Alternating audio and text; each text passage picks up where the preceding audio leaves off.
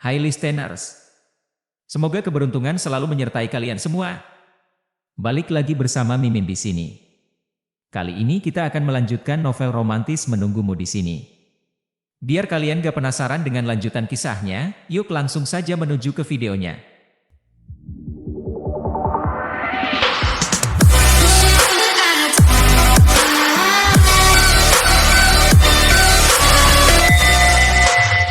Sukin adalah yang terakhir keluar dari lift, dan Xiao Yixia melambatkan langkahnya.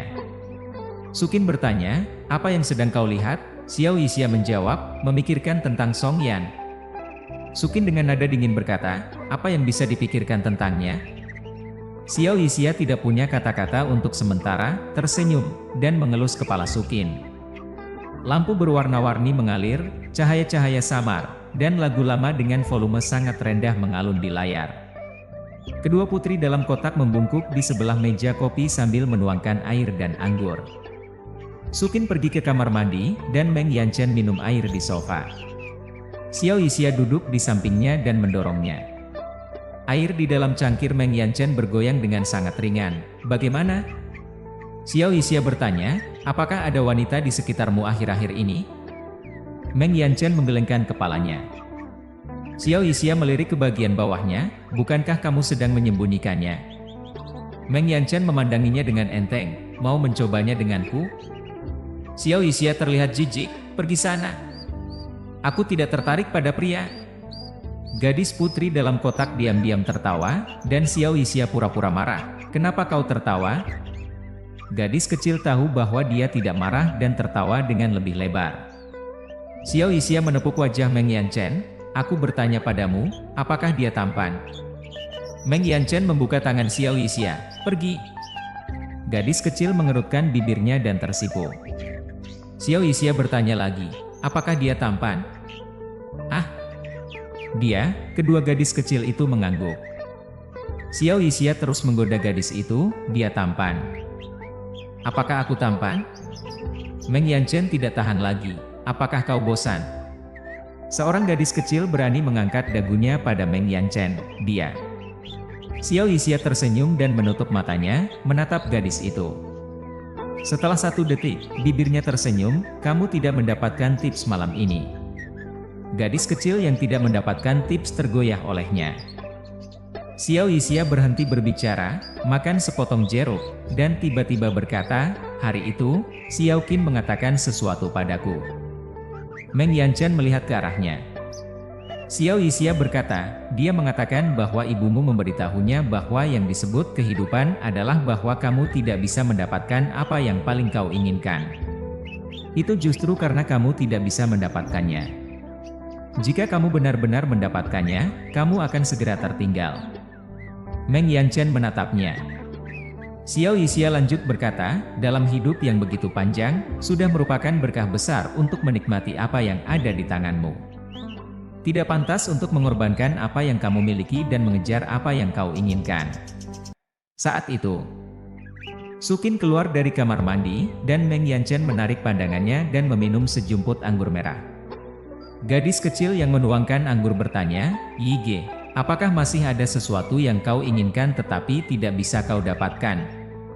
Xiao Yixia kehilangan seriusnya dan tertawa, aku menginginkanmu, tetapi aku tidak bisa mendapatkannya.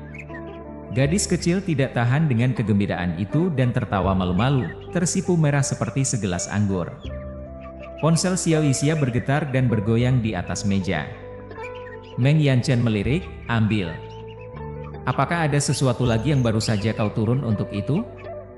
Xiao Yixia tahu bahwa dia tidak bisa menyembunyikannya, beberapa pimpinan mitra sedang makan di sebelah. Aku baru tahu bahwa aku ingin mengundang mereka minum di klub, tetapi... Meng Yanchen menyela, tidak ada kamar. Xiao Yixia menjawab dengan malu, ini bukan kebetulan. Meng Yanchen berkata, bawa kemari. Tidak masalah. Sukin duduk dan juga berkata, aku juga baik-baik saja. Senyum Xiao Yixia meluas, mengerti. 5 atau 6 tamu dengan setelan sangat rapi baru saja duduk. Pelayan Arunol membawa 20 putri pengiring minum dalam barisan. Para gadis itu semua tinggi, dengan bahu yang lebar dan kaki yang panjang. Orang Kaukasia berambut pirang, dan kecantikan Latin dengan mata besar dan rambut keriting. Para tamu tersebut datang ke KTV untuk pertama kalinya dan tidak bisa melepaskan diri serta dengan sopan mundur. Xiao Yixia bertanya, apakah ini tidak pantas? Dia memberi isyarat, sekelompok ikan-ikan cantik keluar, sekelompok lainnya masuk. Dalam beberapa putaran, gadis-gadis di Gulfstream dipilih. Xiao Yixia bertindak dengan sederhana dan langsung. Para tamu tidak memilih beberapa gadis untuk duduk bersama, dan membiarkan gadis-gadis berdiri. Dia tidak akan membuat mereka malu. Sukin mengambil garpu untuk memasukkan buah ke mulutnya dan berbicara dengan tatapan samping. Beberapa pria tidak punya pilihan lain. Dan salah satunya memanggil seseorang untuk menemaninya. Arunol mengusir yang lain dan memeluk bahu Xiao Yixia. "Yige, apakah tidak kau ajak seseorang untuk ngobrol?" Xiao Yixia menunjuk ke Sukin, di mana berani berkata bahwa pacarku duduk di sini. Sukin, yang ditarik keluar sebagai tameng, tidak bereaksi. Arunol dulu hanya seorang putri minuman beberapa tahun yang lalu, dan sekarang ia menjadi seorang kepala pelayan. Dia mengenal mereka dengan baik dan tahu bahwa Xiao Yixia sedang bercanda, jadi tangannya masih mengait di leher Xiao Yixia. "Sister Qin tetap cantik seperti dulu, aku tidak tahu berapa kali lebih cantik daripada putri kami." Wajah Xiao Yixia berubah sedikit, "Apa yang kau katakan?" Sukin yang tidak masuk akal. Tidak membantu situasi, dan tidak melihatnya. Arunol menyadari bahwa ada yang salah, dan dengan cepat mengganti ucapannya, "Tidak bisa dibandingkan, temperamennya berbeda, tidak bisa dibandingkan dengan..." Xiao Yixia menyela, "Keluarlah." Arunol bangkit dan pergi, dan setelah beberapa saat diperkirakan dia ingin membuat perbaikan, dia membawa dua wanita cantik masuk, menjelaskan bahwa kedua wanita ini adalah wajah baru. Pada awalnya, mereka sebenarnya tidak bekerja pada hari libur ini, jadi dia memanggil mereka khusus untuknya. Memang, penampilannya lebih bersih daripada sebelumnya, dan rasa bedaknya tidak terlalu tebal. Xiao Yixia menoleh ke belakang pada Meng Yanchen, "Sangat murah hati, kau pilih dulu, dan yang tersisa adalah milikku." Meng Yanchen menjawab, "Tidak tertarik." Ketika kata-kata itu jatuh, gadis dalam rok pendek putih berpikir itu baik-baik saja, dan pergi menjauh. Xiao Yixia memberi pandangan tajam dan berteriak, "Apa aturan? Kembalilah padaku." Gadis itu berbalik dan melihat Sukin, ekspresi Sukin cuek. Xiao Yixia berkata, "Dari mana masalah bau datang?" Arunol tersenyum, "Ya, tanpa aturan." Gadis itu tidak menjelaskan, tidak mengatakan apa-apa, tidak meminta maaf, dan tidak menunjukkan ekspresi. Pada pandangan pertama, rasa acuh tak acuh terlihat seperti Sukin. Meng Yanchen menunjuknya, "Hanya dia." Dia datang duduk di antara Meng Yanchen dan Sukin. Para tamu sebelumnya yang tidak ingin gadis-gadis itu sekarang sedang berbicara dengan semangat, tetapi di sisi Meng Yanchen dan Xiao Yixia, keduanya menganggap gadis itu seolah-olah tidak ada. Sesekali Xiao Yixia bertanya, Meng Yanchen langsung tidak mengatakan apa-apa. Gadis berbaju putih duduk di sebelah Meng Yanchen, minum anggur merah sendiri, tetapi tenang. Meng Yanchen tiba-tiba bertanya, "Kita pergi?" Gadis berbaju putih berkata, "Aku tidak keluar." Meng Yanchen memutar kepala, matanya berkedip dengan kejutan yang terpendam. Dia melirik Sukin, yang sedang minum anggur dan tidak mendengarkannya. Gadis berbaju putih mengerti, meremas anggur merah dan tidak menjawab. Setelah beberapa saat, dia menambahkan anggur merah ke gelas Meng Yanchen. Meng Yanchen bertanya, "Siapa namamu?" "Daun." "Di mana tempat asalmu?" Daun menjawab, "Meng Yanchen, tempat yang bagus." Daun, "Pernah ke sana?" Meng Yanchen, "Liburan." Sukin mengeluarkan tisu dan mengusap tangannya, lalu berdiri. Xiao Yixia bertanya, "Kenapa pergi?" Sukin menjawab, "Shift malam, mari kita pergi dulu." Meng Yanchen menawarkan diri, "Aku antar kamu." Sukin berkata, "Tidak perlu, kereta bawah tanah lebih cepat." Tanpa berbicara, Meng Yanchen mengambil gantungan kunci dan bangkit, lalu pergi. Sukin meliriknya dan mengikutinya keluar. Xiao Yixia menoleh ke belakang pada mereka. Tidak tahu apakah itu ilusinya, Meng Yanchen semakin sedikit bicara dalam beberapa tahun terakhir. Karena ini akhir pekan, masih ada kendaraan di jalan-jalan larut malam. Mobil Meng Yanchen berhenti di lampu merah. Dia memalingkan kepala untuk melihat Sukin. Sukin melihat lampu jalan di luar jendela dengan ekspresi bersih dan dingin. "Apa yang kau lihat?" tanyanya, menatap keluar jendela. Meng Yanchen mengetuk setir dengan jarinya. "Hari ini, ibuku memberitahu saya sesuatu." "Sukin, apa yang terjadi?" "Meng Yanchen, tidak ada yang serius, hanya ingin saya bertanya padamu." Sukin menunggu sebentar dan melihat bahwa dia tidak melanjutkan, memalingkan kepalanya untuk melihatnya. "Tanya apa?" Meng Yanchen berkata, "Ingin menikah?" Sukin memutar kembali kepalanya lagi dan tidak peduli, tidak pernah terpikirkan, tidak ingin juga. Meng Yanchen berspekulasi sejenak dan bertanya, "Seperti apa lelaki yang ingin kau dekati?" Sukin menjawab, "Dengar arahan ibu." Meng Yanchen melanjutkan, "Sama seperti waktu aku kecil, tidak tertarik pada apapun." Sukin melihat malam di luar jendela tanpa berkata apa-apa. Saat mendekati rumah sakit, tiba-tiba Meng Yanchen bertanya, "Bicara dengan Song Yan?" Sukin menjawab, "Tidak." Meng Yanchen berbalik untuk melihatnya. Sukin berkata, "Aku berbicara dengannya, dan dia tidak peduli padaku, tidak masalah, aku tidak punya apa-apa untuk diajak berbicara dengannya." Meng Yanchen melihat dengan cermat wajah Sukin, tetapi tidak melihat ekspresi tambahan di wajahnya. "Kin Kin?" "Ya." "Apa yang ibumu bicarakan padamu sebelum kau pergi ke luar negeri tahun itu?" "Bertanya padaku apakah aku ingin Song Yan atau uang."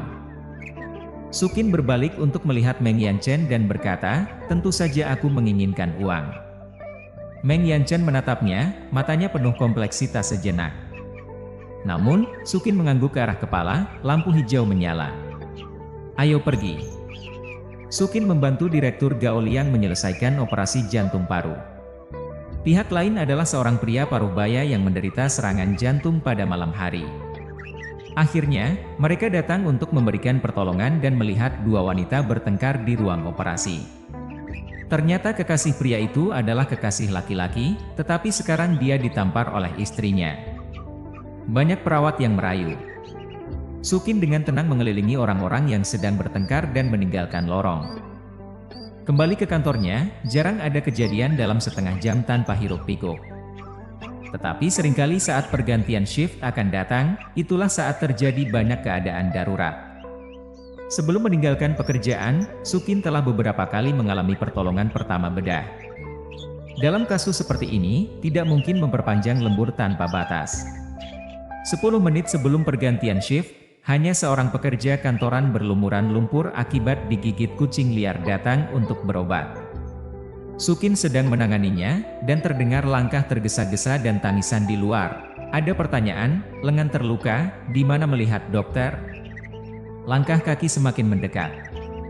Tidak lama kemudian, sepasang suami istri menyeret seorang bocah laki-laki yang menangis lebih dari 10 tahun masuk ke ruang diagnosa dan menangis. "Dokter, anak saya terluka." Sukin melirik cedera kecil di lengan anak itu dan menarik pandangannya, pergi ke klinik untuk mendaftar. Ibu itu tergesa-gesa berkata, "Anakku sudah kesakitan. Kapan klinik poliklinik akan merawat?" Di luar tidak ada seorang pun. "Anda adalah seorang dokter, jadi biarkan Anda merawat anak saya." Bocah kecil itu menangis dan tidak ada pasien darurat lain di luar. Sukin berkata, "Keluarlah dan berdiri dalam antrean di luar."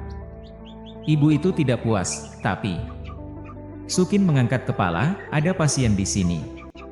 Orang tua itu menarik anak dan menunggu di samping, menatap Sukin bersama-sama, seolah-olah ingin memberikan tekanan padanya agar dia bisa segera menangani pasien yang ada. Sukin berkata, "Permisi, tolong keluar untuk menjaga privasi pasien ini." Ngomong-ngomong, pergilah mendaftar terlebih dahulu.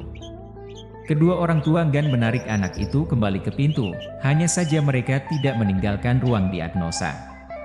Sukin tidak ingin dibandingkan dengan mereka. Dia menulis resep dan memberikannya pada pekerja kantoran, apotek menerima obat dan pergi ke departemen suntikan. Selain itu, setelah digigit anjing, pergi ke pusat pencegahan penyakit dan tidak digunakan di rumah sakit umum. Terima kasih dokter. Pekerja kantoran pergi dengan resep. Orang tua itu segera menarik anak laki-laki ke kursi. Dokter, lihat, anak itu terbakar air mendidih dan lepuh di tangannya. Sebelum kata-kata itu jatuh, dua pria berbaju hitam dan abu-abu masuk dengan terburu-buru. Dokter. Lengan kemeja seorang pria terbakar, dan kain dan kulitnya melekat bersama, hitam dan merah. Sungguh mengerikan. Orang tua dan anak ragu-ragu, lalu menyingkir. Sukin merasa bahwa mereka berdua familiar, tetapi tidak bisa mengingatnya sejenak. Ketika dia berbalik mencari gunting dan pinset, tiba-tiba dia ingat melihat dua wajah ini dalam kebakaran di Jalan Wufang. Dia melirik anak yang terbakar di meja dan dengan cepat mengeluarkan resep kepada orang tuanya, pergi ke apotek untuk mengambil obatnya dan oleskan selama 3 hari.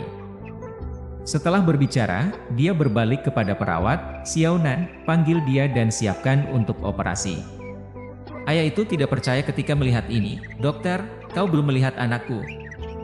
Sukin berbalik, kalian bisa mendapatkan obat sesuai dengan resep ini. Pria itu marah dan mendorong jubah putih Sukin. Sukin terhuyung-huyung dan hampir jatuh. Apakah kau melihat anakku?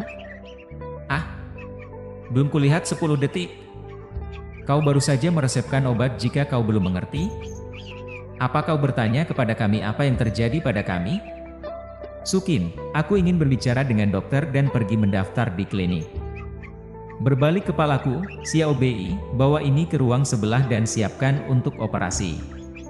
Sukin dengan cepat keluar, tetapi pria itu menarik jubah putih Sukin dan menariknya kembali. Kau tidak melihat penyakit anakku dengan jelas hari ini, aku ingin melihat betapa baiknya kau. Sukin, lepaskan. Apa yang kau lakukan? Pria itu menghidupkan ponselnya dan menunjuk wajah Sukin. Rumah sakit terbaik di kota. Dokter dengan kualitas seperti ini. Aku ingin mengambil gambarnya dan memamerkannya online. Sukin mengangkat tangannya dan ponsel pria itu jatuh ke tanah. Kau sialan. Telapak tangan pria itu memukul Sukin. Perawat berteriak, apa yang kau lakukan?